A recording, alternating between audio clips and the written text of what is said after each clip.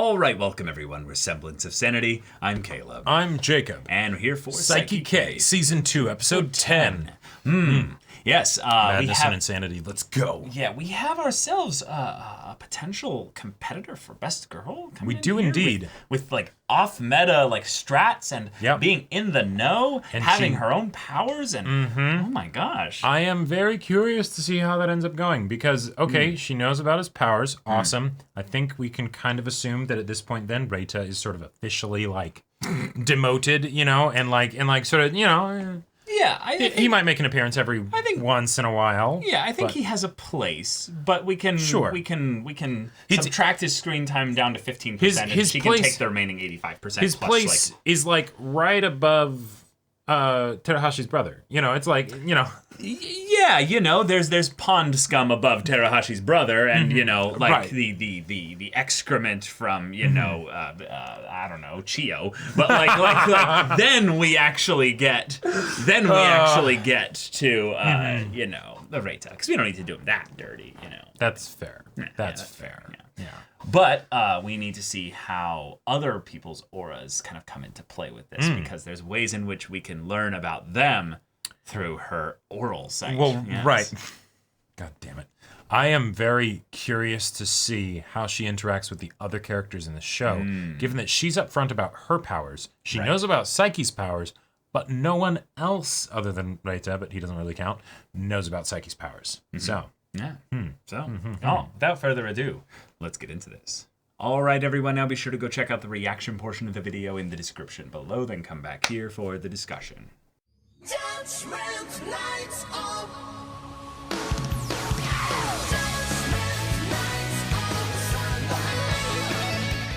All right. Because of course,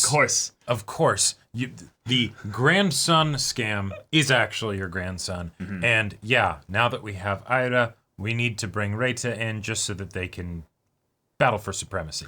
Yeah, this was a battle for supremacy episode in a lot of ways. It really was. We saw Kusuke actually take over an entire town due to his mad scientist plan to use a weaponized group of elderly folks to attack Saiki with their mechanized younger bodies. Yep. Brilliant. Awesome. Yes. Love it. You know? I love that it started off, though, with just another focus on Saiki's grandpa and how his tsundere-ness is just all the problems, all the conflict. Oh, yeah. Like, it's something where there was this part of me when he was introduced and then he found out about Saiki's powers and everything. I was like, well, is this shtick going to get old eventually, right? Because, you know, he knows about the powers now. What happens, right? It could. We know what he's thinking and everything, right. so where's the conflict? Well, no, because he can have literal heart attacks, potentially, because of it. But then also, Kusuke, who also knows his grandpa very well, loves to mess with him. Oh, yes. Okay. For the purpose of winning against Saiki one day. Exactly. Yeah. Yep. This was quite a wonderful episode in that regard, because while the grandpa does also hate, you know, Saiki's dad, it was fun to see him really get like more and more excited and escalate to the point where we were like, wait, he kept talking about how if he died today, he'd be fine. Right. With it. It's like, and he came this close to actually dying. Hold on. Yeah. And then just the ways where it's like, oh no, you can't actually come with us. Oh, Right. Yeah.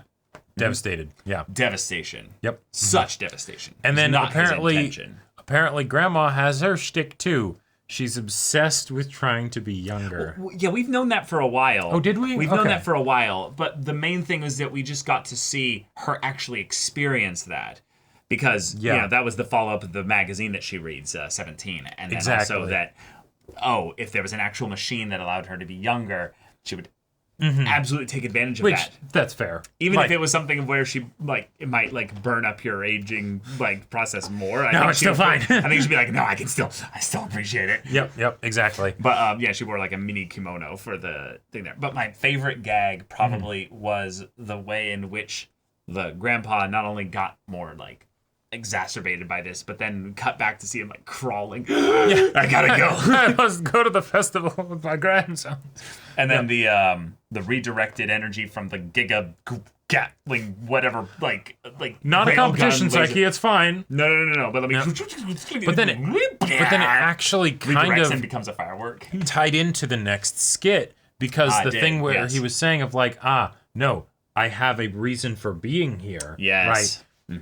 Well, we get into it. He is trying to weaponize the town. Hey, okay. I mean, if All right. we want there to be an antagonist for this story, he could be the antagonist in the kind of the goofy sense. Right, he definitely believes he could be the He's got antagonist. Doofenshmirtz energy, you know? Exactly. Like, Yeah. Uh-huh. Yeah, Yep. good stuff. Curse you, Perry the Platypus. But But okay.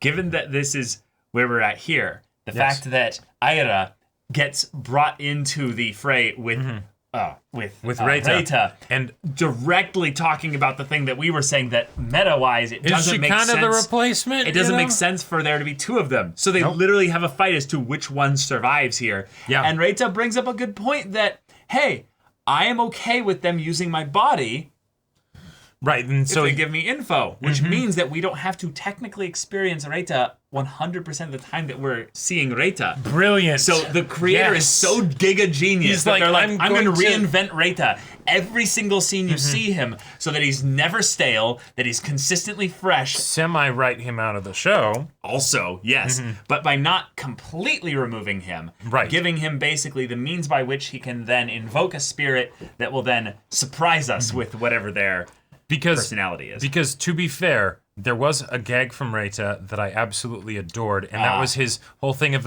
no, I'm in the middle of the semifinals for the losers bracket of my pinup collection, like that was wonderful. That was amazing. But yes. it's been a while since that. Yeah. Yeah. So and we need to move on. exactly. We need So new stuff. So just like with, Saiki and Kusuke, you have something where maybe a rivalry can, improve both ships. That's true. Right? 'Cause then they have to really bring their A game. Yes, let's rise that tide. Yep. And I like that none of them are actually good at dealing with the bugs, and then it's Like the Ira's replace- boobs on the table. She just kind of kept doing this, and I was just like, Ira, I see what you're doing. Like it was almost funny of like, because of the way she thinks about Saiki, that I was like, oh, this is not just for the fan service. It's actually her trying to be like, Saiki. Yeah, right, exactly. And then it's but you can read my mind, so you know what I'm thinking. It's like, yeah, but it'd be nice if you just got it out of the Because he way. said it'd be faster too. Because he has to sort through all that. I love you. Oh my OMG. I can't thank you. I need to nerve you. Right, exactly. So, okay. Like some of them, let me go back to them. Some of them were really good. Like, oh yeah, and then there's just like bigger love. Yeah. Pay attention to me. XL love. XL. Yeah. Yep. Super love you. XL love. Pay attention to me. I love you. Crazy in love. I love you. Cutie patootie wovey dovey. Bigger love. Yeah. But I mean, from her perspective, Well, she's not that bad. Like, no, she isn't. And there's okay, because the real competition that she has is Terahashi, right? Yes, because Terahashi is very competitive because it's the doomed to fail, right? But she's also so completely like won't admit it to herself. So Yeah. we can get some great comedy the antics out karma of it. luck scale that Aira mentions is completely broken for Teruhashi because literally God himself is on her side. Or maybe it's that.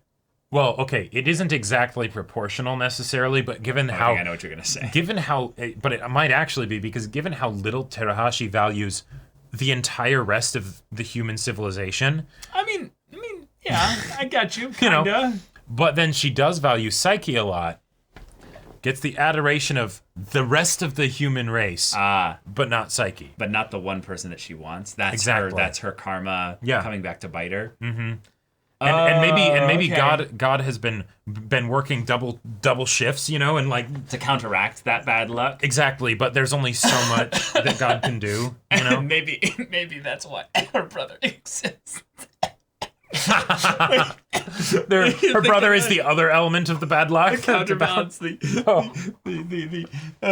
Yeah, Terahashi's like, I want everyone to love me. Okay, everyone Are loves you you. sure Fuck, about fuck, that? shit, fuck, no.